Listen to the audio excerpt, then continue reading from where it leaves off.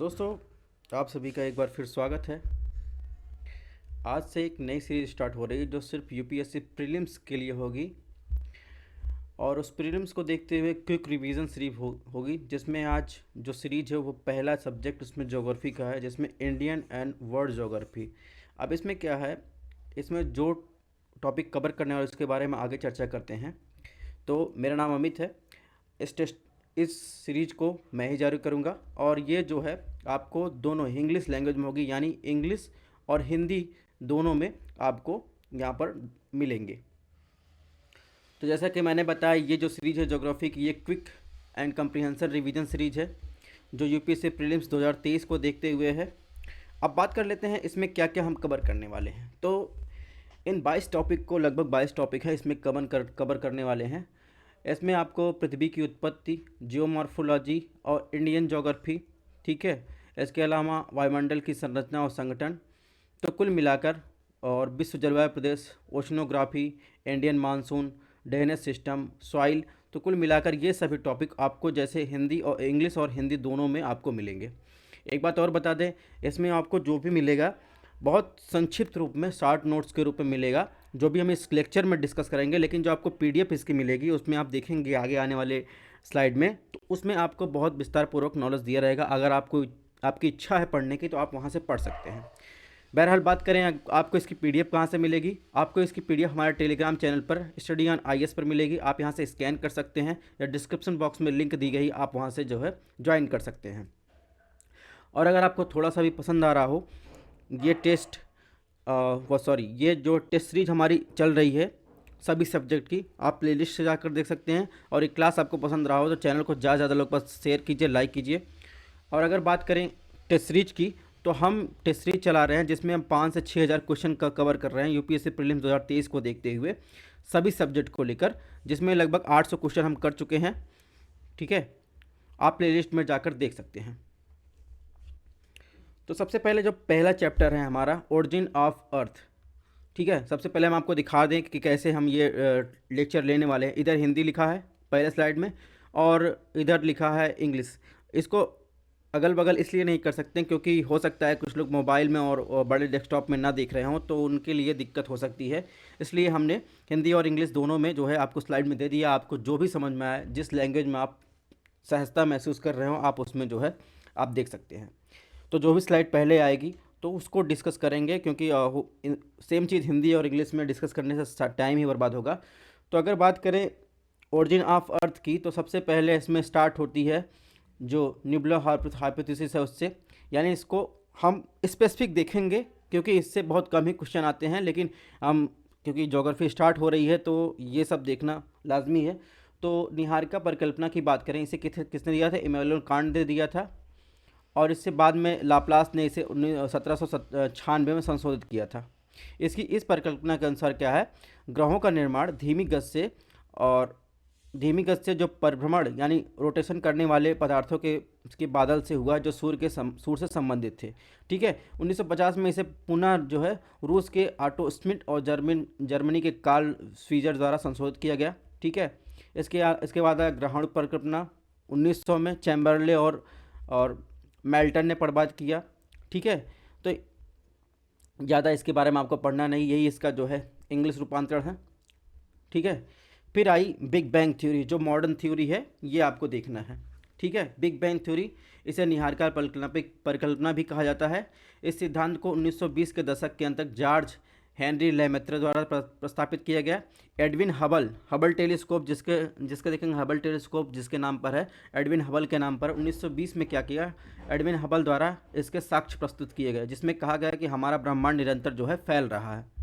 और इस ब्रह्मांड के फैलने का मतलब है आकाश गंगा के बीच जो है अंतरिक्ष में दूरी बढ़ रही है। जैसे जैसे टाइम बीत रहा है, वैसे वैसे आकाश गंगाएं एक दूसरे से दूर होती जा रही हैं। इस प्रकार बिग बैंग थ्योरी में ब्रह्मांड के विकास के निम्नलिखित जो है चरणों को प्रतिबद्ध किया गया है, बताया गया है। तो ये देखिए क्या था, पहले एक जो है छोटा सा तारा था, तो फिर इन्होंने बताया कि ब्रह्मांड समय के साथ फैल रहा है, एक्सपैंडिंग एंड कूलिंग यूनिवर्स। तो एक दूसरी आकाशगंगाएं जो है हमारी फैल रही है। तो यही इसमें कॉन्सेप्ट दिया गया है। इसका ये जो हमने हिंदी में पढ़ा, ये इंग्लिश वर्जन है, आपको इंग्लिश देखना है आप इंग्लिश देख सकते हैं। अब बात करते हैं कि सौरमंडल की। ऐसे ही पढ़ते चलेंगे क्योंकि हमको रिवीजन करना है, ना कि पूरा जो है जो भी इम्पोर्टेंट होगा मैं इसको इस लेक्चर में आपको बता दूंगा कि इससे क्वेश्चन आ सकते हैं। अब बात करते हैं आवर यूनिवर्स यानी सौरमंडल की बात करें तो सौरमंडल में क्या क्या शामिल। सौरमंडल में सूर्य, 8 ग्रह जो है, 63 उपग्रह, लाखों छोटे पिंड जैसे क्षुद्र ग्रह, धूमकेतु और वृहत मात्रा में जो है डस्ट शामिल है, डस्ट और गैसेस। तो इसमें क्या ध्यान रखना है। 8 ग्रह का नाम आप देख रहे हैं, 8 ग्रह का नाम तो आपको पता ही होगा, ठीक है। बुध, शुक्र, पृथ्वी, मंगल, बृहस्पति, शनि, यूरेनस और नेपच्यून, ठीक है। बुध सूर्य देखेंगे सबसे निकटतम और सबसे छोटा उपग्रह है, ठीक है। तो इसको याद करने का ये शॉर्ट फॉर्म है, my very mother just served us nuts, ठीक है। शुक्र को पृथ्वी की बहन के नाम से जाना जाता है, ठीक है। यह पृथ्वी से बहुत मिलता जुलता है। यह सबसे गर्म ग्रह है क्योंकि वायुमंडल में सल्फ्यूरिक एसिड के बादलों के साथ 90 से 95% कार्बन डाइऑक्साइड होता है। तो ठीक है, ये सन है। सन के सबसे नज़दीक मर्क्यूरी, उसके बाद वीनस, उसके बाद अर्थ, मार्स। इसे टेरेस्ट्रियल ग्रह भी कहा जाता है, ठीक है। और इसके बाद इसे गैसियस ग्रह भी कहते हैं। और सौरमंडल का सबसे बड़ा ग्रह हम देखेंगे बृहस्पति है। इसके वायुमंडल में, बृहस्पति के वायुमंडल में, ठीक है, बृहस्पति के वायुमंडल में हाइड्रोजन, हीलियम और मीथेन गैस, इसके साथ अमोनिया भी होती है। शुक्र और यूरेनस के ध्रुवीय अक्ष झुकाव इतना अधिक है कि ये वास्तव में उस दिशा में घूमते हैं जो अन्य ग्रहों के विपरीत है। यानी प्लूटो की बात करें तो प्लूटो एक वायवना ग्रह है। ये प्लूटो यहाँ पर है, ये क्यूपर बेल्ट है, ठीक है। इसके अलावा एस्टेरॉयड बेल्ट है। ये क्यूपर बेल्ट देखेंगे तो ये इतना ऊपर है, एक्सोस्फीयर में आप देखेंगे, मतलब बाहरी, सबसे जो ग्रहों की सबसे बाहरी स्थित है। ये पूरा आइस का बेल्ट है इसे कहा जाता है। इसमें भी धूल कण के साथ बने हुए हैं। और बात करते हैं इसमें क्या पूछा जाता है। तो इसका जो है इंग्लिश रूपांतरण है, तो आप यहाँ से देख लीजिएगा। अब जैसे मैंने बताया इसमें क्या पूछा जाएगा। टेरेस्ट्रियल या जो स्थलीय ग्रह होते हैं किसे कहा जाता है। बाह्य या गैसीय ग्रह में क्या क्या शामिल है। तो बाह्य या गैसीय ग्रह में बृहस्पति, शनि, यूरेनस और नेपच्यून शामिल है। टेरेस्ट्रियल ग्रह है जो जिसमें हाई डेंसिटी और ठोस चट्टानी सतह होती है। इसमें बुध, शुक्र, पृथ्वी और पृथ्वी और मंगल जो है शामिल होते हैं, ठीक है। सूर्य के निकट होने के कारण जो है इनका तापमान बहुत अधिक होता है, अतः सतह के गैसों का ठोस कणों के संघनन नहीं हो सकता, ठीक है। सूर्य के निकट होने के कारण इसमें क्या चलता है, सोलर विंड का प्रभाव रहता है असली ग्रहों पर, ठीक है। तो इस प्रकार जो है ये, इसमें आपको ये ध्यान रखना है कि स्थलीय ग्रह कौन से हैं और जो है बाह्य ग्रह यानी टेरेस्ट्रियल और गैसियस ग्रह कौन कौन से शामिल है, ये आपको ध्यान रखना है। बाकी सब चीज़ें जितना ध्यान रहे वो भी चलेगा। अब इसमें मापदंड दिया है पार्थिव ग्रह या टेरेस्ट्रियल ग्रह और बाह्य ग्रह दिया है उसके बारे में, ठीक है। तो इसको आप देख लीजिएगा। अभी मैंने बताया कि जो पार्थिव टेरेस्ट्रियल ग्रह उसकी डेंसिटी हाई होती है और इसकी डेंसिटी कम होती है। आकार में बताएं तो आकार छोटे से कम गुरुत्वाकर्षण गैस के वायुमंडल के बाहर जाने से बचा नहीं सकता था। बड़े ग्रह सघन वायुमंडल पाए जाते हैं। तो इस प्रकार कुछ इसमें इसकी विशेषता है। इसका इंग्लिश ट्रांसलेशन है, आप यहाँ से देख लीजिएगा, पीडीएफ आपको टेलीग्राम चैनल पर मिल जाएगी। अब बात करते हैं कुछ महत्वपूर्ण शब्दावली की।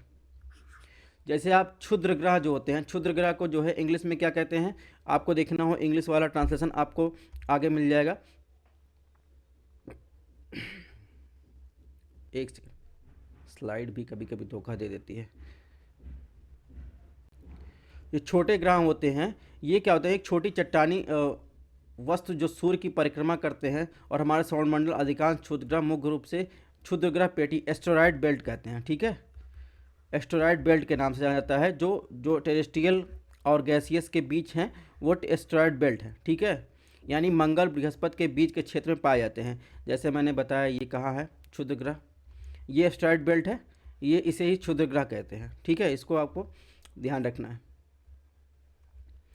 तो धूमकेतु क्या होते हैं, थोड़ी छोड़ी जानकारी आपको रखना है क्योंकि इतना स्पेसिफिक क्वेश्चन इससे आता नहीं है। धूमकेतु क्या होते हैं, धूमकेतु होते हैं सूर्य की परिक्रमा करता है जैसे क्षुद्र ग्रह या एस्टेरॉयड करते हैं। लेकिन धूमकेतु बर्फ और धूल से बने होते हैं, चट्टान से नहीं। जैसे हमने बताया ना वो बाहरी संरचना है, एक्सोस्फीयर में है। मैं आपको मैप दिखा देता हूँ फिगर में, ये है कूपर बेल्ट, ठीक है, इसी की बात कर रहा है। तो ये धूमकेतु सूर्य की परिक्रमा करते हैं जैसे क्षुद्र, लेकिन धूमकेतु जो है बर्फ से बने होते हैं और धूल से बने होते हैं, लेकिन चट्टान से नहीं, जबकि एस्टेरॉयड चट्टान से बने होते हैं। उल्कापिंड क्या होते हैं, मेटेरॉइड्स क्या होते हैं, कभी कभी क्षुद्रग्रह यानी एस्टेरॉयड बेल्ट से दूसरे में मिल सकता है, दूसरे इससे क्षुद्रग्रह के छोटे टुकड़े टूट सकते हैं और उन टुकड़ों को उल्कापिंड कहा जाता है। उल्कापिंड धूमकेतु से भी बना हो सकता है। अब उल्कापिंड और मेटेरॉइड्स, उल्का क्या होता है, जब कोई उल्कापिंड पृथ्वी के काफ़ी करीब आता है तो पृथ्वी के वायुमंडल प्रवेश करता है तो उसका वाष्पीकृत होकर उल्का में बदल जाता है, आकाश में प्रकाश की एक लकीर की तरह दिखाई देता है। ठीक है, और कभी कभी उन्हें जलते हुए तारे कहा जाता है। आपने आसमान देखा होगा टूटता हुआ तारा, उस वो उल्का रहता है। महाराष्ट्र में एक लेक है लोनार लेक, वो मेटेराइट्स के कारण बना है। ठीक है, और ये हो गया मेटेराइट, उल्कापिंड, उल्कापिंड मेटेराइट्स की बात करें। उल्कापिंड जब वायुमंडल पूरी तरह से वाष्पीकृत नहीं होता है, जल नहीं पाता, वास्तव में कभी कभी पृथ्वी के वायुमंडल प्रवेश करके पूरी तरह से जलते नहीं, और जब पृथ्वी पर गिरते हैं तो उन्हें उल्कापिंड यानी मेटेराइट्स कहा जाता है, जिससे लोनार बना है। कुल मिलाकर ये कंडीशन है, जब वायुमंडल में रहते हैं तो क्या कहते हैं, जब वो धरती पर आ जाते हैं तब क्या कहते हैं। तो ये अब बात करते हैं अर्थ के एवोल्यूशन की, यानी पृथ्वी के विकास के बारे में बात करते हैं। तो पृथ्वी लगभग 4500 मिलियन वर्ष पहले निर्माण हुआ। ठीक है, ये ज़रूरी नहीं है। क्वेश्चन क्या पूछा जाता है, पृथ्वी की संरचना के बारे में हमको ज्वालामुखी, विस्फोट, भूकंप तरंगों आदि से साक्ष्य प्राप्त होते हैं। पृथ्वी की जो परत होती है उसे क्रस्ट, मेंटल, कोर के बारे में अभी इसको आगे विस्तार से पढ़ेंगे। तो जो है हम देखते हैं क्रस्ट, मेंटल, कोर के हिसाब से इसको जो है डिवाइड करते हैं। ठीक है, अब पृथ्वी के कोर का तक का पदार्थ का घनत्व बढ़ता है और पृथ्वी का सौरमंडल का 5वां सबसे बड़ा ग्रह है। इसे नीला ग्रह भी कहते हैं क्योंकि बाहरी स्थान पृथ्वी जो है आप आसमान से देखेंगे तो उसे नीला दिखाई देता है, क्योंकि 2/3 सतह जल से आच्छादित है। अब बात करते हैं इसमें क्या पूछा जाता है, यूपीएससी, यूपीपीएससी या कोई भी एग्जाम में पृथ्वी को 3 मेन लेयर में बांटते हैं, क्रस्ट, मेंटल, कोर। ठीक है, अब क्रस्ट, मेंटल, कोर को अब कौन सी डिसकंटिन्यूटी है वो अलग करती है, ये पूछा जाता है। ठीक है, बाकी इतिहास आपको इतने ध्यान नहीं रखना है, लेकिन पृथ्वी को कौन सी डिसकंटिन्यूटी अलग करती है ये पूछा जाता है। अगर बात करें जो स्थल मंडल है, यानी अपर क्रस्ट और लोअर क्रस्ट को क्या अलग करता है, वो कॉनरॉड डिसकंटिन्यूटी अलग करती है। ठीक है, इसके बाद आएंगे लोअर क्रस्ट और अपर मेंटल को मोहो डिसकंटिन्यूटी। ठीक है, इसके बाद अपर मेंटल और लोअर मेंटल को रिपिते डिसकंटिन्यूटी, और इसके बाद आएंगे जो लोअर मेंटल है और आउटर कोर को जो है गुटेनबर्ग डिसकंटिन्यूटी। ठीक है, इसके बाद आउटर कोर और इनर कोर को क्या लेहमैन डिसकंटिन्यूटी अलग करती है। ये आप जो है इस तरह जो है मैप बनाकर आप कॉपी में लिख लीजिएगा। सबसे पहले पृथ्वी को क्रस्ट, मेंटल, कोर में डिवाइड करेंगे। ठीक है, फिर इसको जो है देखेंगे, फिर उसके बाद दूसरा चित्र आप बनाइएगा, इसको फिर जो है इन दोनों को 2-2 बराबर भागों में बांट करेंगे। तो अपर क्रस्ट, ठीक है, lower crust, upper mantle, lower mental और अपर कोर, लोअर कोर। फिर अपर क्रस्ट लोअर क्रस्ट को क्या अलग करता है, कॉनरॉड। फिर लोअर क्रस्ट अपर मेंटल को क्या अलग करता है, मोहो। फिर देखेंगे अपर मेंटल लोअर मेंटल को क्या अलग करता है, इधर रेपिते। और फिर लोअर मेंटल अपर क्रस्ट को क्या अपर कोर को क्या अलग करेगा, गुटेनबर्ग। फिर जो देखेंगे अपर कोर लोअर कोर को क्या अलग करेगा, लेहमन। तो यही आपको यही सब चीज़ें ध्यान रखनी है। बाकी पढ़ने के लिए हम पीडीएफ दे ही देंगे, आप वहाँ से देख लीजिएगा। इसके बाद एक चीज़ और इसको आपको ध्यान रखना है, इसमें जो एस्थनोस्फीयर होता है, यानी एस्थनोस्फीयर मतलब कमज़ोर, एस्थनो मतलब क्या होता है, कमज़ोर। कमज़ोर जो मंडल होता है या एस्थनोस्फीयर या वीक सरफेस जो होता है, ये देखेंगे अपर मेंटल का भाग में आता है। आपको ध्यान रखना है एस्थनोस्फीयर किसका भाग है, अपर मेंटल का भाग है। अपर मेंटल का भाग है, यहीं से ज्वालामुखी प्रक्रिया होती है, यहीं से गर्म गलित मैग्मा जो है पृथ्वी की सतह पर आता है। तो ये चीज़ें आपको ध्यान रखना है। एक चीज़ और ध्यान रखना, एस्थनोस्फीयर जो है, एस्थनोस्फीयर यानी कमज़ोर सतह, ये देखेंगे तो जेली फॉर्म में होगा, यानी चिपचिपा होगा, क्योंकि मैग्मा ना बहुत तरल होता है ना बहुत गाढ़ा होता है, चिपचिपा रूप में आता है। और जो इनर कोर की बात करें वो सॉलिड होगा, और देखेंगे आउटर कोर वो होगा लिक्विड होगा, ठीक है।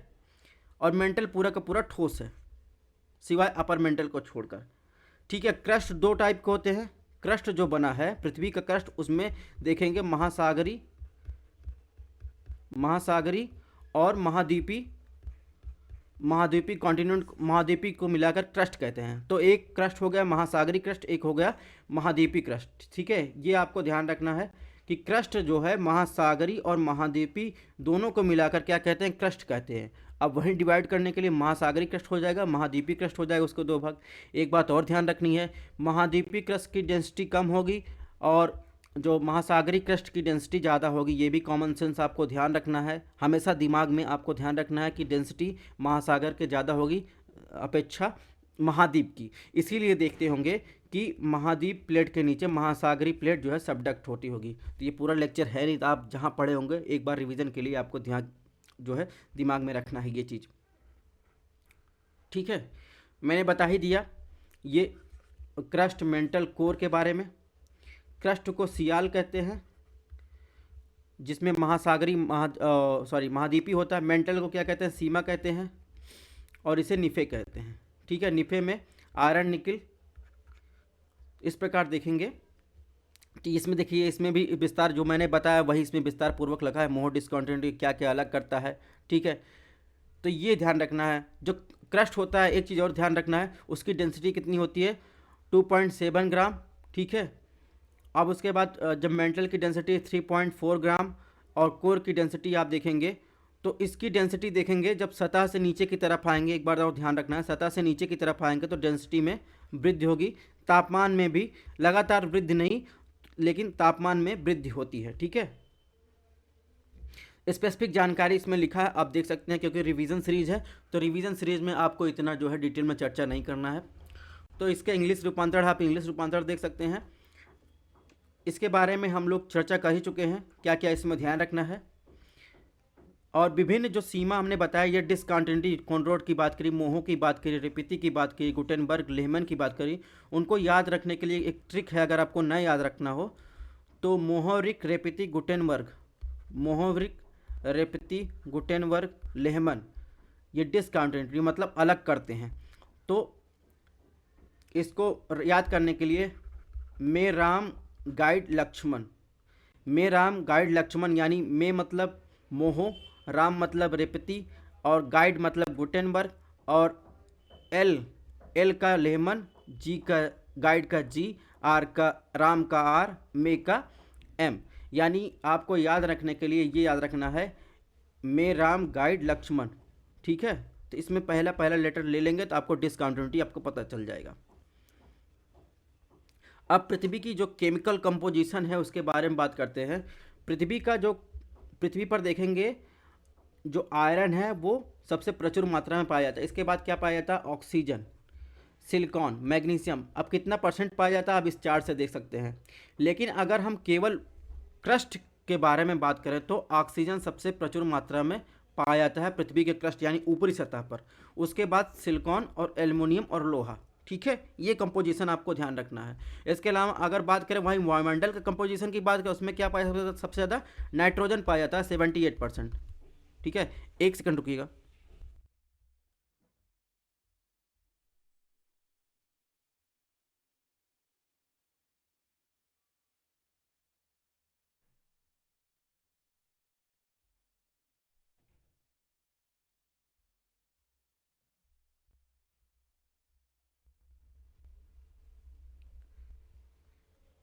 ठीक है, तो उसमें देखेंगे तो नाइट्रोजन पाया जाता है 78%, उसके बाद ऑक्सीजन, फिर कार्बन डाइऑक्साइड। तो इस प्रकार ये अर्थ का केमिकल कंपोजिशन है, ये वायुमंडल का कंपोजिशन है, केमिकल कंपोजिशन। इसके बाद बात करेंगे पृथ्वी के जो जियोमैग्नेटिक क्षेत्र हैं उसके बारे में बात करेंगे। पृथ्वी देखेंगे तो एक क्या है, चुंबकीय द्विध्रुव यानी क्षेत्र है। वर्तमान में पृथ्वी के घूर्णी कक्ष का संबंध लगभग 11 डिग्री कोण पर झुका हुआ है। यानी ये, इसमें एक बात ध्यान रखना है, जो पृथ्वी का south pole, magnetic south pole होगा, वो पृथ्वी का अगर जो अक्ष होता है, एक होता है मैग्नेटिक पोल, एक होता है जियो पोल, ठीक है। तो इसका साउथ, इसका नॉर्थ होगा, और इसका नॉर्थ, इसका साउथ होगा। ठीक है, ये ध्यान रखना है। अभी इसके बारे में आगे चर्चा करेंगे। ठीक है, यानी जो जियोमैग्नेटिक क्षेत्र होता है वो गतिशील है या एक स्थान और समय के साथ बदलता रहता है। यानी पृथ्वी का जो पहले मैग्नेटिक क्षेत्र था वो देखेंगे, पहले क्या था, ग्रीनलैंड।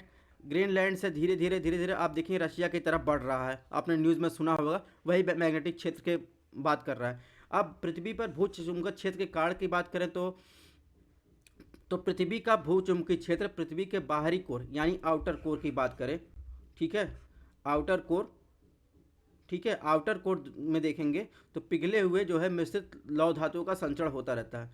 कोर के भीतर तापमान और दाब संरचना के अंतर पिघली हुई धातु के कारण कन्वेक्शन धाराओं का कारण बनता है।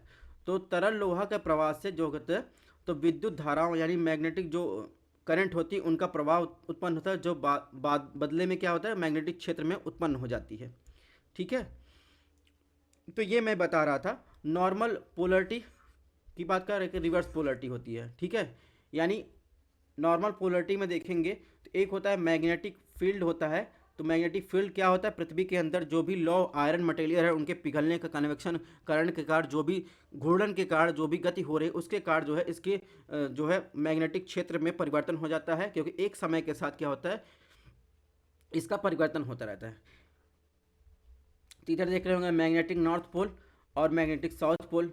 ठीक है, इसके बाद क्या क्या हो जाता है, magnetic south pole, magnetic north pole. अब इसके बारे में आपने जब ज्योग्राफी की लेक्चर ली होगी या पढ़ा होगा उसके बारे में डिटेल पढ़ा होगा, ये लोग हम रिवीजन कर रहे हैं। इससे ज़्यादा क्वेश्चन कभी कभार पूछे जाते हैं, तो आप बाकी मैंने PDF में दे दिया, आप वहाँ से देख सकते हैं। अब ये रिवर्स की बात किया है तो भूचुंबकीय रिवर्स की बात किया है, तो ये रिवर्स एक ग्रह के चुंबकीय क्षेत्र में ऐसा परिवर्तन है जिससे चुंबकीय उत्तर और चुंबकीय दक्षिण की स्थिति परस्पर बदल जाती है, जैसे मैंने फिगर में बताया। और ये जो है कुछ हजार वर्षों के चक्र में होता है। ठीक है, और जो मैग्नेटिक क्षेत्र होता है उसकी तीव्रता ध्रुवों के पास जो देखेंगे सबसे अधिक होती है और भूमध्य रेखा के पास सबसे कमजोर होती है। ठीक है, इसके बारे में इतना ज़्यादा डिटेल में आपको पढ़ना नहीं है। तो ये इंग्लिश रूपांतरण है, जो मैंने पहले इसके हिंदी में लेक्चर लिया उसका जो है इंग्लिश रूपांतरण आप यहाँ से देख सकते हैं। अब बात करेंगे मैग्नेटिक स्टॉर्म की। तो मैग्नेटिक स्टॉर्म और कुछ नहीं, जो पृथ्वी के अंदर देखेंगे जो आयरन है उनके पिघलने से जो पृथ्वी की गति के कारण जो भी मैग्नेटिक फील्ड उत्पन्न हो रहा है, और सोलर के कारण जो कोरोना से देखिए सोलर विंड उत्पन्न होता है, वो देखेंगे उसके कारण जो है उनके जो है प्रभाव के कारण क्या होता है, जियोमैग्नेटिक स्टॉर्म आते हैं। सिंपल लैंग्वेज में यही है। ठीक है, तो ये तूफान क्या करते हैं, हमारे कृत्रिम उपग्रह और लंबी दूरी रेडियो संचार जो आयन मंडल के कारण संभव उनको नुकसान पहुंचाता है। इनके प्रभाव को ध्यान रखना है, यानी मैग्नेटिक स्टॉर्म से क्या क्या हो सकता है, क्वेश्चन इससे पूछे जाएंगे। ठीक है, और उपग्रहों और रेडियो संचार पर निर्भर ग्लोबल पोजिशनिंग सिस्टम पर भी प्रभाव डालता है। ठीक है, अब ये कब आते हैं, जैसे मैंने बताया ये तब आते हैं जब सौर विंड यानी सोलर विंड की बात कर रहे हैं, तो मजबूत जो है झोंके पृथ्वी के चुंबकीय मंडल से टकराते हैं। यानी जो पृथ्वी द्वारा मैग्नेटिक फील्ड जो है एक अभी जिसकी चर्चा की वो उत्पन्न किया जा रहा है, जब ये सोलर स्टॉर्म जो है अर्थ के मैग्नेटिक फील्ड से जो है टकराते हैं तो उनके द्वारा उत्पन्न किया जाता है। उनके प्रभाव को आप ध्यान रखिएगा। ठीक है, ये इसका जो है इंग्लिश रूपांतरण है। ये देख रहे हैं अर्थ का मैग्नेटिक फील्ड है, ये अर्थ का मैग्नेटिक फील्ड, इधर सोलर विंड आता है, जब इन टकराने से तो मैग्नेटिक स्टॉर्म जो है आता है, उसके प्रभाव को जरूर ध्यान रखिएगा, कभी कभी पूछता है। इन्हीं देखेंगे अरोरा क्या होता है, कभी कभी इलेक्ट्रॉन और आयन मैग्नेटोस्फीयर, आपने देखा हो पृथ्वी के वायुमंडल कुछ सतहें होती हैं जैसे क्षोभ मंडल, समताप मंडल, उसके बाद देखेंगे मंद मंडल, एक्सोस्फीयर की बात करें तो मैग्नेटोस्फीयर की बात करें।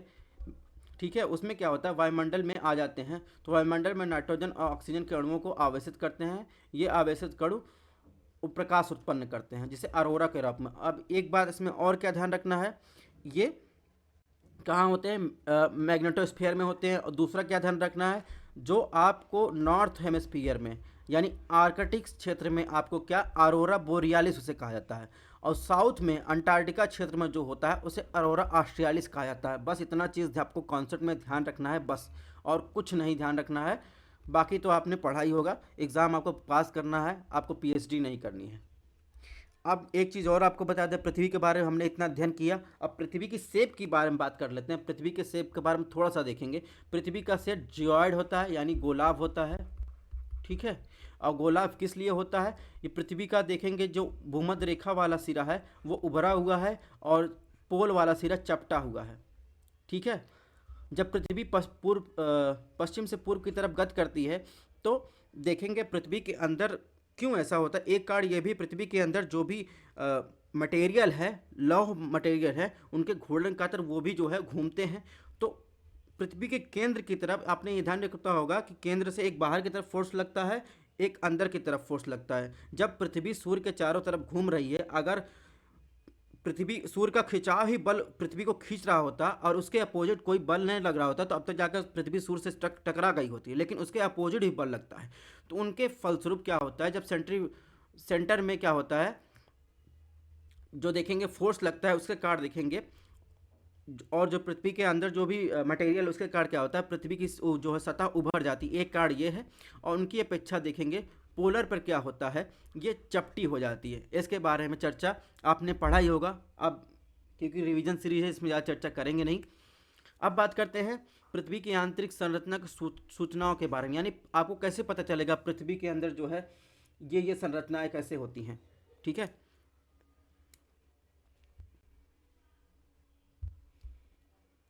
पृथ्वी के अंदर ये संरचनाएं कैसी होती हैं, ठीक है। एक होता है प्रत्यक्ष क्षेत्र होता है, ये ध्यान रखना, ये भी क्वेश्चन पूछा जाता है। एक होता है प्रत्यक्ष क्षेत्र यानी खनन क्षेत्र, दूसरा देखेंगे परियोजनाएं, तो तीसरा ज्वालामुखी या विस्फोट। यानी प्रत्यक्ष क्षेत्र प्रत्यक्ष जो यानी डायरेक्ट जो हमको दिखाई देते हैं उस क्षेत्र उस स्रोत को ध्यान रखना है, और जो नहीं दिखाई देते उसे अप्रत्यक्ष स्रोत में रखते हैं।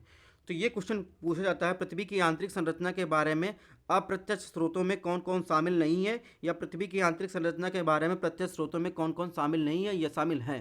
तो ये चीज़ आपको ध्यान रखना है। तो प्रत्यक्ष स्रोत में क्या आएगा, खनन क्षेत्र, ठीक है।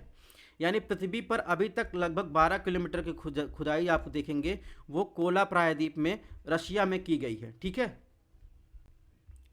ठीक है, इसके माध्यम से हमें पता चलता है कि कितनी गहराई तक जाना संभव है।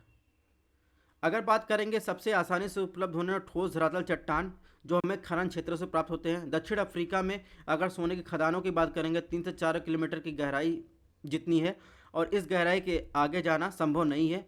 वहीं कोला प्रायद्वीप में 12 किलोमीटर तक गहराई है, ठीक है। क्योंकि गहराई पर बहुत गर्मी होती है, इसके माध्यम से हमें पता चलता है कि तापमान दाब धरातल की बढ़ती गहराई के साथ बढ़ता है। पृथ्वी की आंतरिक सामग्री घनत्व भी गहराई के साथ बढ़ती है, ठीक है।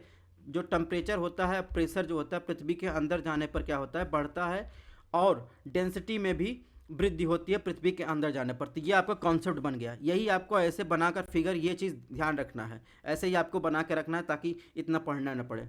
और कुछ जो परियोजनाएं चल रही, जैसे दुनिया के 2 बड़ी परियोजनाएं, जैसे डीप ओशन ड्रिलिंग प्रोजेक्ट और इंटीग्रेटेड ओशन ड्रिलिंग प्रोजेक्ट, ये आर्कटिक महासागर में कोला के सबसे गहरे ड्रिल 12 किलोमीटर तक, जिसकी चर्चा हम कर रहे थे। और इसके अलावा तीसरा अप्रत्यक्ष स्रोत की बात करें, ज्वालामुखी विस्फोट, तो प्रत्यक्ष जानकारी प्राप्त करने का एक स्रोत है। जैसे ज्वालामुखी विस्फोट के दौरान क्या पिघला हुआ मैग्मा जब पृथ्वी का सतह पर आता है तो उससे क्या करते हैं, प्रयोगशाला में लेके जाते हैं। तो उस प्रयोगशाला में देखते हैं कौन कौन से मटेरियल इसके अंदर पाए जाते हैं। अब बात करते हैं अप्रत्यक्ष स्रोत की। अप्रत्यक्ष स्रोत में उल्का हो गया, गुरुत्वाकर्षण विसंगति हो गई, चुंबकीय क्षेत्र हो गया, भूकंपीय गतिविधि हो गई। उल्का, अगर पृथ्वी पर उल्का पिंड गिरा तो उसकी संरचना की हम लोग जो है अध्ययन करके उसके बारे में जानकारी प्राप्त करते हैं। गुरुत्वाकर्षण विसंगत जो है की बात करें, गुरुत्वाकर्षण मान की बात करें तो द्रव्यमान के अनुसार जो है अलग अलग जो है भिन्न भिन्न होता है। यानी पृथ्वी के भीतर देखेंगे द्रव्यमान का असमान वितरण है, इसके मान को प्रभावित करता है। इसलिए जो है पृथ्वी के अंदर गुरुत्वाकर्षण विसंगत से हम जो है पृथ्वी के भूपर्पटी पर द्रव्यमान के वितरण के बारे में जानकारी मिलती है। इसके अलावा अगर मैग्नेटिक फील्ड की बात करें तो चुंबकीय सर्वेक्षण जो है क्रस्ट के भाग पर चुंबकीय पदार्थों के वितरण के बारे में भी जानकारी प्रदान करता है। भूकंपीय गतिविधि से हमको तीव्र झटके महसूस होते हैं, इन झटकों के कारण पृथ्वी की सबसे बाहरी परत में होने वाली हलचल का भी पता लगता है। तो इस प्रकार जो है अप्रत्यक्ष प्रत्यक्ष स्रोत आपको ध्यान रखना है, ठीक है। ये इंग्लिश में है, अगर आपको इंग्लिश पढ़ना है इंग्लिश पढ़ सकते हैं। डायरेक्ट और इनडायरेक्ट स्रोत है। इसके बाद बात करते हैं हम लोग, तो अर्थ के बारे में थोड़ा सा, अर्थ के बारे में इसमें दिया है। इसमें आपको क्या ध्यान रखना है, पृथ्वी किस शेप की है, जियोइड की है, ना कि गोलाकार है। ठीक है, ध्रुव पर थोड़ा चपटा है जिसके बारे में हमने बात की। ठीक है, पृथ्वी और जल का अनुपात जो है 3:7 है, यानी 3% लैंड है, 7 देखेंगे 30% लैंड है, 70% आप जो है जल है, अगर इसको 100% मांगते हैं। उत्तरी गोलार्ध देखेंगे तो 2:3 है, दक्षिणी गोलार्ध 1:4 है, यानी दक्षिणी गोलार्ध का एक विशाल क्षेत्रफल देखेंगे जल के रूप में। यानी आप देखेंगे जो दक्षिणी गोलार्ध है, यानी अगर मान लीजिए भूमध्य रेखा है और नॉर्थ हेमिस्फीयर में आपको जो है लैंड ज़्यादा मिलेंगे और साउथ हेमिस्फीयर में आपको ओशियन ज़्यादा मिलेंगे। ठीक है, अब ये चीज़ ध्यान रखना है, इसमें क्या ध्यान, पृथ्वी के चारों ओर घूर्णन की गति भूमध्य रेखा पर जल अधिकतम होती है और ध्रुवों पर घटती जाती है। ठीक है, पृथ्वी गोल्डीलॉक्स जोन में है, यानी जल यहाँ तरल अवस्था में मौजूद हो सकता है। सौरमंडल पर सर्वाधिक सघन ग्रह हैं। तो ये कुछ हैं, यहाँ से आपको कुछ फैक्ट ध्यान रखने हैं। ठीक है, अब इस फिगर के बारे में बात कर लेते हैं। पृथ्वी के घूर्णन के कारण, पृथ्वी के घूर्णन के कारण या परिक्रमण के कारण मान लीजिए, पृथ्वी के जो दीर्घवृत्ताकार में गति हो रही है उसके कारण क्या होता है, आपको पृथ्वी पर 4 सीजन यानी 4 मौसम देखने को मिलेंगे। कौन कौन सा मौसम, ठंडी, ठीक है, इधर आएंगे फिर गर्मी, बीच में आएंगे आपको पानी की फुहार मिलेगी, इधर आएंगे बसंत ऋतु मिलेगी। तो आपको ये ध्यान रखना है, इसकी गति के कारण हमको पृथ्वी पर 4 मौसम देखने को मिलते हैं। कुछ कंडीशन होती है, ये देखेंगे, इधर एक होती है 4 जनवरी की, ठीक है, सॉरी एक सेकेंड, एक होती है जो है 1 जनवरी की जो है कंडीशन। उस समय क्या होता है, पृथ्वी सूर्य जो होता है जनवरी के महीने में जो होता है, अन्य महीनों की अपेक्षा देखेंगे तो वो पृथ्वी के सबसे नज़दीक होता है, उसे पेरीहिलियन कहते हैं। और 4 जो 1 जुलाई या 4 जुलाई कंडीशन होती है कुल मिलाकर, उस टाइम क्या होता है, पृथ्वी के सबसे दूर होता है सूर्य। ठीक है, ये जो कंडीशन आप देखेंगे वो इक्विनॉक्स की कंडीशन है। ये इस समय जो है पृथ्वी भूमध्य रेखा पर डायरेक्ट जो है चमकता है, यानी समान जो है तापमान मिलता है। एक समय ऐसा आता है जून के महीने में देखेंगे तो उस समय कर्क रेखा पर चमकता है, और जुलाई देखेंगे जैसे ठंडी का सीजन आएगा वो मकर रेखा पर चमकता है। बाकी डिटेल आप यहाँ से देख लीजिएगा क्योंकि लेक्चर लंबा हो जाएगा। तो ये जो है 3 जनवरी की कंडीशन है, ये 3 जुलाई की कंडीशन है, या 4 जुलाई मान लीजिए, 3 जुलाई कंडीशन है या 3 जनवरी कंडीशन है। इस समय देखेंगे सूर्य जो है पृथ्वी के सबसे पास है, और इस समय जो है सूर्य जो है पृथ्वी के सबसे दूर है। ये आपको कंडीशन आपको ध्यान रखना है। अब बात करते हैं अक्षांश के बारे में। तो अक्षांश क्या होता है, अक्षांश जो पृथ्वी की सतह पर एक बिंदु की कोणीय दूरी होती है जिसे डिग्री में मापा जाता है। ठीक है, भूमध्य रेखा के समांतर, इसीलिए इसे समांतर रेखा भी कहते हैं या अक्षांश कहते हैं। ये पृथ्वी हो गई सपोज, और ये भूमध्य रेखा के समांतर जो है देखेंगे अक्षांश रेखाएं खींची जाती हैं। तो समांतर गोले के आकार में होती है जिनका व्यास भिन्न भिन्न होता है। यानी सबसे बड़ा वृत्त की बात करें, सबसे ज़्यादा व्यास आपको कहाँ मिलेगा, भूमध्य रेखा यानी 0 डिग्री पर मिलेगा। जबकि ध्रुवों पर बात करेंगे तो वहाँ पर एक बूंद पर जो है 90 डिग्री पर मात्र होते हैं। कुल अक्षांशों की संख्या आपको ध्यान रखना हो, अगर आपको फैक्ट के कीड़े हो आपके अंदर तो आपको कुल अक्षांश कितने हैं, 181। ठीक है, अगर बात करेंगे 1 डिग्री अंतराल पर खींची जाती हैं अक्षांश रेखाएं। ठीक है, और यानी 2 अक्षांशों के बीच की दूरी कितना होती है, 111 किलोमीटर। ठीक है, भूमध्य रेखा पर देखेंगे तो ये थोड़ी सी बदल जाती है, 110.6 किलोमीटर होती है। ध्रुवों पर क्या होता है, थोड़ा ये बदल जाएंगे, 111.7 किलोमीटर होती है। ठीक है, बहरहाल ये चीज़ आपको इतना नहीं याद रखना है, कॉमन सेंस के लिए इतना याद रख लेना है। ठीक है, बात करें महत्वपूर्ण अक्षांशों की तो उत्तरी गोलार्ध में कर्क रेखा को क्या कहते हैं, 23.5 डिग्री नॉर्थ कहते हैं। मकर रेखा को 23.5 डिग्री साउथ कहते हैं। भूमध्य रेखा के उत्तर में 66.5 डिग्री आर्कटिक सर्कल कहते हैं, और भूमध्य रेखा के दक्षिण में जो है 66.5 डिग्री जो है साउथ को अंटार्कटिक सर्कल कहते हैं। आपको ध्यान रखना है, सपोज ये पृथ्वी हो गया, ये हो गया जो है भूमध्य रेखा, इधर हो गया 23.5 डिग्री नॉर्थ और 23.5 डिग्री साउथ। 23.5 डिग्री नॉर्थ क्या क्या कहेंगे, कर्क। 23.5 डिग्री साउथ को क्या कहेंगे, मकर। और ये हो जाएगा आर्कटिक सर्कल 66.5, ये हो जाएगा अंटार्कटिक सर्कल 66.5। अब आपको ध्यान रखना है कितने हीट जोन है पृथ्वी पर, कितने हीट जोन है पृथ्वी पर। मेनली 3 हीट जोन है। कौन कौन से हीट जोन है? ये 23.5 डिग्री नॉर्थ, 23.5 डिग्री अगर साउथ को मिलाकर क्या कहते हैं आपको, ट्रॉपिकल जोन या उष्णकटिबंधीय जोन। ठीक है, और इसे क्या कहते हैं, 23.5 डिग्री नॉर्थ के ऊपर जो है 66.5 डिग्री के बीच को क्या कहते हैं, टेम्परेट जोन।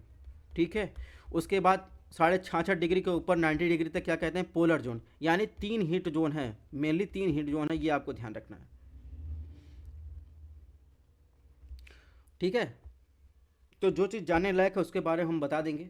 ये 3D मैप में है, बनाना तो आपको कॉपी पे जैसे बनाया वैसे बनाना है। ठीक है, fact about the line latitude. ठीक है, यानी अक्षांश के बारे में कुछ फैक्ट दिए गए हैं, जिसके बारे में अगर आप देखना चाहें तो आप देख सकते हैं, जिसके बारे में हम चर्चा कर चुके हैं। ये इंग्लिश रूपांतरण है जो मैंने पढ़ाया। अब कुछ फैक्ट हो रहे हैं वो दिखा देते हैं आपको। रेखाएं होती हैं, कुछ रेखाएं और देश किससे गुजरती हैं, भूमध्य रेखा, प्रधान मध्यान्ह रेखा, कर्क रेखा और मकर रेखा। ठीक है, तो ये आप लिस्ट दी गई है, आप देख सकते हैं। भारत में बात करें, भारत में कर्क रेखा 8 राज्यों से होकर गुजरती है। अभी इन सब का मैप भी हम लोग आगे देखने वाले हैं। गुजरात, राजस्थान, मध्य प्रदेश, छत्तीसगढ़, झारखंड, पश्चिम बंगाल, त्रिपुरा। ठीक है, याद रखने के लिए ये है garam chaat and jalebi with tea is Ram choice. ये आपको याद रखने के लिए कुछ ट्रिक है। फिलहाल ट्रिक वगैरह कुछ काम नहीं देता, जितना आप मैप देखेंगे उतना आपको ध्यान रहेगा। बहरहाल हमको बताना था तो हम बता दिए। तो ये इंग्लिश रूपांतरण है। अब चलिए पहले मैप देख लेते हैं, मैप से आपको ज़्यादा ध्यान रहेगा। इक्वेटर से देखेंगे, यानी भूमध्य रेखा से कौन कौन देश से गुजरती है और उन देशों में कौन कौन सी जगह हैं, इसमें आपको मैप में दे दिया है। ठीक है, यानी इंडोनेशिया, और इसके बाद जाएंगे, बाकी लिस्ट तो दिया है, केन्या हो गया, उसके बाद युगांडा हो गया, डोमिनिकन रिपब्लिक हो गया, रिपब्लिक ऑफ कांगो हो गया, और इधर सॉटोमो प्रिंस आइलैंड हो गया, गैबोन हो गया, ब्राज़ील। ठीक है, कोलंबिया, इक्वाडोर। ठीक है, इस इनसे क्या होता है, इक्वेटर गुजरता है। अब बात करते हैं, ये कुछ एक और मैप है इक्वेटर का। दूसरा बात कर लेते हैं, जो है प्रधान मध्यान्ह रेखा यानी प्राइम मेडिटेरियन जो है, यानी 0 डिग्री किससे गुजरता है, यूनाइटेड किंगडम, फ्रांस, स्पेन और अल्जीरिया। ठीक है, माली, बुर्किना फासो, टोगो, और इधर आएंगे अंटार्कटिका में क्वीन मेड लैंड। ठीक है, रीजन, इससे जो है प्राइम मेडिटेरियन रेखा गुजरती है। इसके बाद ट्रॉपिक ऑफ कैंसर यानी कर्क रेखा से कौन कौन सा देश से गुजरती है, ताइवान, चीन, म्यांमार, भारत में 8 राज्यों से, ओमान, यूएई। तो ये लिस्ट है, आप जो है देख लीजिएगा। अब बात करते हैं मकर रेखा से। तो मकर रेखा से ऑस्ट्रेलिया से लेकर अफ्रीका में देख लीजिए कौन कौन से जो है गुजरते हैं। इसमें एक चीज़ और आपको ध्यान रखना है, एक चीज़ और आपको बता दें।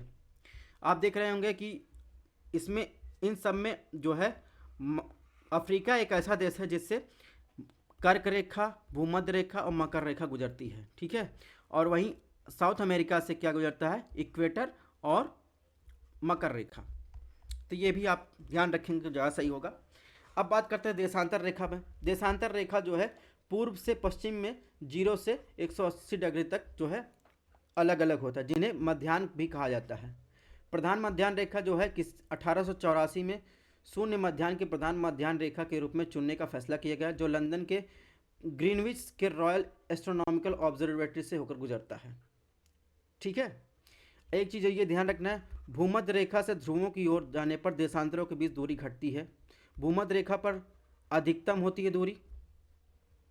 ठीक है, अब वहीं अक्षांश से कंपेयर कर लीजिएगा।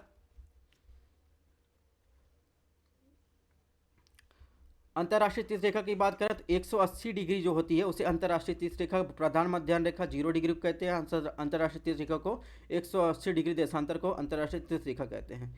यानी अंतर्राष्ट्रीय तीर्थ रेखा यानी 180 डिग्री। अभी इसको मैप में देखेगा, 180 डिग्री से अगर आप पूर्व की तरफ जाएंगे, ठीक है, 180 डिग्री हो गई, अगर आप पूर्व की तरफ जाएंगे तो एक दिन जो है आप प्लस हो जाएंगे, अगर पश्चिम की तरफ जाएंगे तो एक दिन माइनस हो जाएंगे।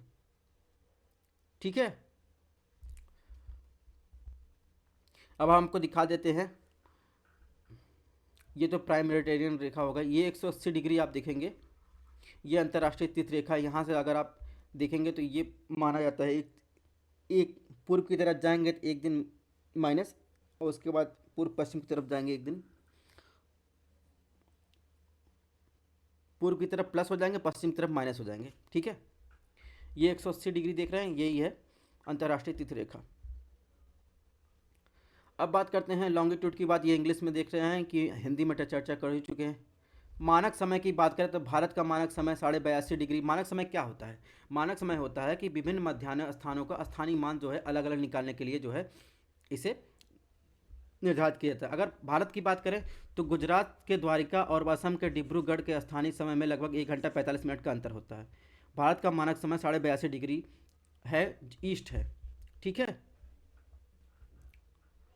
जिन राज्यों से ये भारत का मानक समय गुजरती है उसे यूपी, एमपी, छत्तीसगढ़, उड़ीसा, आंध्र प्रदेश है। ठीक है, ये स्टैंडर्ड टाइम जोन है पूरे वर्ल्ड का। तो यहाँ से देख रहे हैं कि ये ग्रीनविच रेखा है 0 डिग्री, 180 डिग्री यहीं से बात कर रहा है, 180 डिग्री यानी अंतर्राष्ट्रीय तिथि रेखा से इधर आएंगे +1, इधर जाएंगे -1, पूर्व की तरफ +1 हो जाएंगे, इधर जाएंगे -1। ठीक है,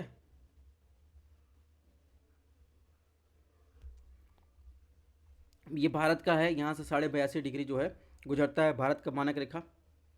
अब जैसे मैंने बताया कि कितने जो है हीट जोन होते हैं, उष्णकटिबंधीय होते हैं, शीतोष्ण होते हैं, शीत होते हैं, यानी जिसे आप टोराइड कहें या टेम्परेट कहें, सॉरी ट्रॉपिकल कहें, और टेम्परेट जोन कहें शीतोष्ण को, फ्रिज जोन या पोलर जोन जो होते हैं। तो जिसके बारे में मैंने आगे बता ही दिया आपको कौन कौन से जोन होते हैं। आपको और पढ़ना हो तो आप यहाँ से पढ़ सकते हैं। एक बात और, जो टेम्परेट जोन होता है, सॉरी ट्रॉपिकल जोन होता है, उसे क्यों कहा जाता है ट्रॉपिकल, उस पर देखेंगे तो सूर्य की किरण जो है हमेशा जो है आपको ज़्यादा कर्क और मकर रेखा के बीच ही आपको जो है मिलती हैं, इसलिए उसे टेम्परेट जोन कहा जाता है। अब पृथ्वी की गतियों के बात करते हैं, परिभ्रमण और परिक्रमण। ये जो देख रहे हैं, ये देखिए सपोज ये पृथ्वी है, इसको 2 बराबर भाग में बांट लीजिए, आधा। ठीक है, तो इसे क्या कहते हैं? Plane of the earth orbit. ये अर्थ का प्लेन ऑर्बिट है। अब इससे ऊपर 90 डिग्री का कोण बना दीजिए, यानी vertical line from the earth orbital plane. ये ऑर्बिटल प्लेन है, इसके ऊपर जो है ये 90 डिग्री का कोण। अब देखिए इससे पृथ्वी जो है क्या है, 23.5 डिग्री झुकी हुई। तो 23.5 डिग्री इधर झुकी हुई है, तो 23.5 डिग्री देखिए इधर झुकी हुई, तो इसे क्या कहा है? इसे नॉर्थ पोल मान लिया जाता है, इसे साउथ पोल मान लिया जाता है। मैग्नेटिक पोल क्या होता है? मैग्नेटिक पोल इसका रिवर्स होता है। नॉर्थ पोल का जो है इसका साउथ हो जाएगा और इसका साउथ का नॉर्थ हो जाएगा। बहरहाल हम इसकी चर्चा करते हैं कि ये क्या है। यानी ये आप पृथ्वी को 2 बराबर भागों में बांट लिया, इसे क्या कहते हैं? Plane of orbital. 90 डिग्री में डिवाइड कर दिया, इससे 23.5 डिग्री झुकी है, बचा कितना? 66.5 डिग्री जो बची है, इसी से हम जो है इसी से जो देखेंगे इधर का आर्कटिक सर्किल हम एक रेखा खींच लेते हैं पृथ्वी का। ये 66.5 डिग्री हो गई आर्कटिक सर्किल, और 66.5 डिग्री इधर ही ऐसे ही हम जो है अंटार्कटिक सर्किल जो है देखेंगे, खींच लेंगे यहीं से। ठीक है, अभी जो बता रहे हैं उसको देखिए। इसके बाद देखेंगे इधर, इसके नीचे आप देखेंगे तो इधर से 23.5 डिग्री, यहाँ पे बीच में होगा 0 डिग्री। जो 0 डिग्री होगा, ये जो प्लेन होता है ऑर्बिट का, वहीं से जो है खींचा जाता है। क्योंकि हम इसके अब तक जो है पृथ्वी को जो है इस तरह ऑर्बिट प्लेन लिया था, अब 23.5 डिग्री झुकी है, तो इसके हिसाब से जो है हम लोग इधर से जो है पृथ्वी को जो है आधे बराबर भागों में बांटेंगे। आधे बराबर भागों में बांट कर जो है 0 डिग्री मान लिया। ठीक है, अब इसको 90 डिग्री में डिवाइड कर दिए। अब 90 डिग्री 23.5 डिग्री जो है देखेंगे टॉपिक ऑफ कैंसर हो जाएगा, इधर 23.5 डिग्री टॉपिक ऑफ कैप्रिकॉन हो जाएगा। ठीक है, कुल मिलाकर ये कॉन्सेप्ट है। ठीक है, अब परिभ्रमण की बात करते हैं। तो पृथ्वी जो है पश्चिम से पूर्व की ओर जो है अपनी धुरी पर घूमती है, यानी रोटेशन करती है, उसे घूर्णगत कहते हैं। इसके प्रभाव से क्या क्या होता है ये ध्यान रखना है। इसके प्रभाव होते हैं दिन और रात होती है, कोरियालिस बल जो पृथ्वी की सभी गतिमान वस्तुओं पर काम करती है, मौसम की घटना जो है, मौसम में बदलाव होता है पृथ्वी के जो है परिभ्रमण से। और सौर दिन की बात करें, एक चक्कर पूरा करने में लगने वाला समय यानी 24 घंटा होता है। यानी पृथ्वी जो होती है, पृथ्वी का परिभ्रमण करने में जो है, जो घूमने में अपने अक्ष पर जो देखेंगे घूमने में क्या करता है, 24 घंटे एक दिन में यानी अपने अक्ष पर घूम जाती है। वहीं परिक्रमण करने में पृथ्वी के चारों ओर एक अंडाकार कक्षा में घूमती है, उसके लिए कितना 365 दिन 6 घंटे लगते हैं। यानी अपने अक्ष पर यानी परिभ्रमण करने में 24 घंटे लगता है, और पृथ्वी का परिक्रमण करने में यानी उसकी परिक्रमा करने में दीर्घवृत्ताकार पथ में कितना 365 दिन 6 घंटे लगते हैं।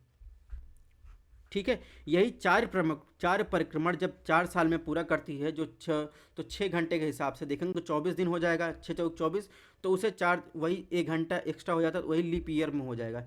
और पृथ्वी 3 जनवरी को क्या होता है, सबसे करीब होता है सूर्य के, उसे अपसौर कहा जाता है। 4 जुलाई को क्या होता है, सूर्य से सबसे दूर होता है, उसे उपसौर कहा जाता है। तो कुल मिलाकर ये चीज़ आपको इसके इफेक्ट के बारे में ध्यान रखना है। ये इसका इंग्लिश रूपांतरण हो गया, आप यहाँ से देख सकते हैं। इसके बारे में हम लोग चर्चा कर ही चुके हैं। यानी पृथ्वी इस टाइम क्या होगा, इस पर पृथ्वी जो है सूर्य का प्रकाश समान जो है मात्रा में मिल रहा है, तो इसे इक्विनॉक्स की स्थिति कहते हैं। और इस टाइम क्या होता है, इस टाइम जो देखेंगे पृथ्वी जो है कर्क रेखा पर चमक रही, उस टाइम जो है साउथ हेमिस्फीयर में जो है विंटर का सीजन रहेगा। जिस समय जो है मकर रेखा पर चमकेगी तो उस समय नॉर्थ हेमिस्फीयर में विंटर का सीजन रहेगा, यानी 22 दिसंबर को 21 जून को समर रहेगा। तो ये कुछ कंडीशन है, इसको आप ध्यान रखना है। तो अगर पृथ्वी पृथ्वी नहीं घूमती तो क्या होता, तो दिन रात नहीं होता, निरंतर देखेंगे जो सूर्य के सामने पृथ्वी का हिस्सा आता है वो हमेशा दिन होता है और गर्मी होती। जैसे अफ्रीका में देखेंगे, अफ्रीका जैसे देश में उसमें जो है कर्क रेखा भी है, भूमध्य रेखा भी है, मकर रेखा भी है, पूरा हीट जोन में आता है। ठीक है, यानी ट्रॉपिकल हीट जोन में आता है। तो इस प्रकार देखें वहाँ बेतहासा गर्मी हो रही है। ठीक है, दूसरा भाग जो है अंधेरे में रहता है, क्योंकि वहाँ पर देखिए पृथ्वी नहीं घूमती, 23.5 डिग्री पर टिल्ट नहीं होती, तो वहाँ पर अंधेरा रहता है और हर समय ठंडा रहता है। जैसे देखेंगे पृथ्वी सूर्य का प्रकाश देखेंगे, सूर्य का प्रकाश जो है पृथ्वी के नॉर्थ पोल और साउथ पोल पर देखिए तिरछा पड़ता है, यानी प्रकाश कम पड़ता है, तो यहाँ पर हमेशा बर्फ जमा रहता है। तो यही कारण हो सकता है। और मौसम नहीं जो है आपको मिलते, जो सर्दी गर्मी वसंत और शरद ऋतु आपको मिलते हैं, वो मौसम नहीं मिलते। तो सिंपल कारण है। कुछ महत्वपूर्ण शब्दावली है, आकाशीय भूमध्य रेखा यानी सेलेस्टियल इक्वेटर, इनके बारे में आप जो है पढ़ लीजिएगा। नक्षत्र, सोलर टाइम, ये क्या होते हैं।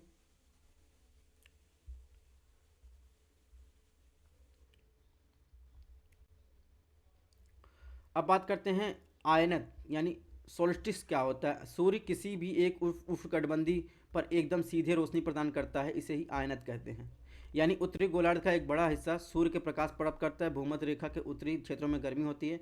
इन स्थानों पर सबसे लंबा दिन, सबसे छोटी रातें 21 जून को होती हैं, ये भी ध्यान रखना है। सबसे लंबा दिन, सबसे छोटी रातें 21 जून को होती हैं। आर्कटिक सर्कल के ऊपर उत्तर स्थित 24 घंटे सूरज रोशनी दिखाई देती है, जबकि जो अंटार्कटिक सर्कल है उसे 24 घंटे रात होता है। तो ये भी सूर्य के जो है परिक्रमण के कारण होता है। जब सूर्य का प्रकाश कर्क रेखा पर चमकता है तो देखेंगे, जब कर्क रेखा पर चमकेगा, आपको दिखाते हैं। जब सूर्य का प्रकाश देखेंगे, अब कर्क रेखा पर चमक रहा है, तो ये क्या हो रहा है, आर्कटिक सर्कल इसके सामने है, तो यहाँ पर 24 घंटे का दिन होगा। उस टाइम क्या होगा, यहाँ पर 24 घंटे की रात होगी। जब सूर्य का प्रकाश मकर रेखा पर चमकेगा तो यहाँ पर 24 घंटे जो अंटार्कटिक सर्कल वहाँ पर दिन होगा, यहाँ पर रात होगी। क्योंकि दिन रात का मतलब है सूर्य का प्रकाश बहुत कम पड़ेगा, हमेशा शाम जैसी कंडीशन आपको बने रहेगी। ठीक है, अब इक्विनॉक्स की स्थिति बता 21 मार्च को 23 सितंबर को होती है। तो उस टाइम की जो भी कंडीशन होगी आप पीडीएफ से पढ़ लीजिएगा। तो ये इंग्लिश रूपांतरण है, आप यहाँ से देख लीजिएगा। अब बात करते हैं लोकल एंड स्टैंडर्ड टाइम की। ठीक है, अर्थ क्या होता है स्थानीय समय का और मानक समय का, उसमें अंतर क्या है।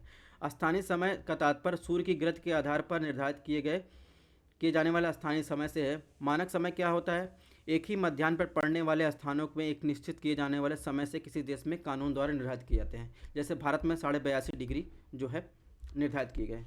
भिन्नता क्या है, देशांतर परिवर्तन के साथ निरंतर परिवर्तित होता है, किसी विशेष देश के लिए समान रहता है। देशांतर क्या होता है, देशांतर के लिए क्या रखता है स्थानीय मान। एक ही देशांतर पर स्थानों पर एक ही स्थानीय मान होता है, एक ही देशांतरों स्थानों पर अलग अलग मानक होते हैं। कैसे अनुमानित किया जाता है, धूप के कारण पड़ने वाले छाया क्षेत्र के लिए मानक समय स्थानीय समय जो है निर्धारित किए जाते हैं।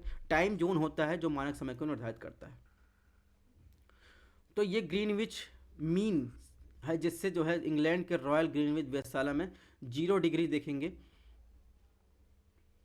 तो वो औसत सौर समय का नाम है। ठीक है, इस देशांतर के मध्याह्न को प्रधान मध्याह्न या ग्रीनविच मेडिटेरियन कहा जाता है। तो कुल मिलाकर समय मापने के लिए होता है, ठीक है। जीएमटी के संबंध में अपना समय कैसे निर्धारित करते हैं इसके बारे में आपको यहाँ दिया है, आप पढ़ लीजिएगा, क्योंकि बहुत ज़्यादा क्वेश्चन आते नहीं, पहले आते थे स्टेट पीसीएस में, इसमें कुछ क्वेश्चन ऐसा पूछा नहीं जाता। ये इसका इंग्लिश रूपांतरण है। अब बात करते हैं ग्रहण की। कभी कभी न्यूज में रहता है, ग्रहण क्या होता है? एक ऐसी खगोलीय घटना के रूप में परिभाषित किया जाता है जो तब होती है जब एक स्थानिक वस्तु किसी अन्य स्थानिक वस्तु के छाया के भीतर आ जाए, ठीक है।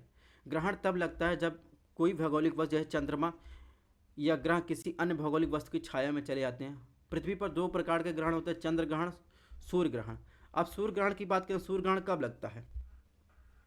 जब पृथ्वी और सूर्य के बीच चंद्रमा आ जाए तो सूर्य ग्रहण लगता है। सिंपल कॉन्सेप्ट ध्यान रखिएगा, जब पृथ्वी और सूर्य के बीच चंद्रमा आ जाए। इसका उल्टा जब देखेंगे, अभी चंद्र ग्रहण की चर्चा करेंगे, पहले इसको देखेंगे।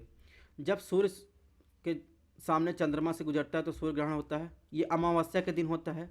इस घटना के दौरान चंद्रमा की दूरी के आधार पर सूर्य विभिन्न प्रकार से दिखाई देता है, जैसे आंशिक जो है सूर्य ग्रहण, वार्षिक सूर्य ग्रहण, ठीक है।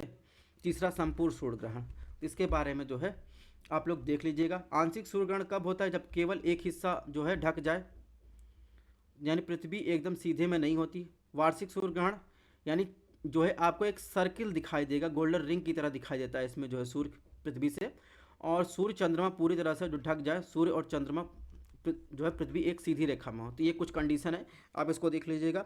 अब बात करते हैं, ये इसका इंग्लिश ट्रांसलेशन है। अब बात करते हैं जो है लूनार इक्लिप्स की। ये कुछ हैं जो सूर्य की जो पार्शियल और एनुअल और टोटल इक्लिप्स के बारे में जो है आप देख लीजिए, कभी कभी न्यूज़ में रहता है, उसके बारे में दिया गया है, जिसके बारे में चर्चा कर चुके हैं। ये ऐसे इससे क्वेश्चन बहुत कम ही बनते हैं। क्या होता है ग्रहण, इससे क्वेश्चन बनते हैं। चंद्र ग्रहण की बात करें, चंद्र ग्रहण कब होगा? चंद्र ग्रहण जैसा देख रहे हैं पिक्चर में, यानी जो है चंद्रमा और सूर्य के बीच जो है देखेंगे पृथ्वी आ जाए तो चंद्र ग्रहण होगा। इसमें भी आंशिक और संपूर्ण होता है। तो इसका हिंदी और इंग्लिश ट्रांसलेशन है, आप यहाँ से देख लीजिएगा। तो इस तरह हम लोगों ने जितनी जल्दी रिवीजन हो सका रिवीजन कर लिए। अगर आपको वीडियो पसंद आया हो तो ज़रूर लाइक शेयर कीजिएगा। नेक्स्ट जो होगा जियोमॉर्फोलॉजी होगा। तो रिवीजन का मतलब होता है शॉर्ट नोट्स में जल्दी रिवीजन करवाना। इसका मतलब पूरा डिस्कस नहीं करना होता है। तो मैंने कोशिश की है, जो इम्पोर्टेंट सेक्शन इसमें है वो हमने बता दिया है, और बाकी जो नहीं डिस्कस किया है उसकी पीडीएफ हम आपको टेलीग्राम चैनल पर दे देंगे। तो थैंक्स फॉर वॉचिंग, अपना ध्यान रखिएगा। अगर आपको थोड़ा सा पसंद आ रहा हो तो लाइक शेयर सब्सक्राइब करिएगा। आप टेस्ट सीरीज जरूर देखिएगा, टेस्ट सीरीज इससे ज़्यादा टेस्ट सीरीज आपको रिवीजन करने में सहायता करेगा। तो मिलते हैं नेक्स्ट जो है रिवीजन सीरीज में।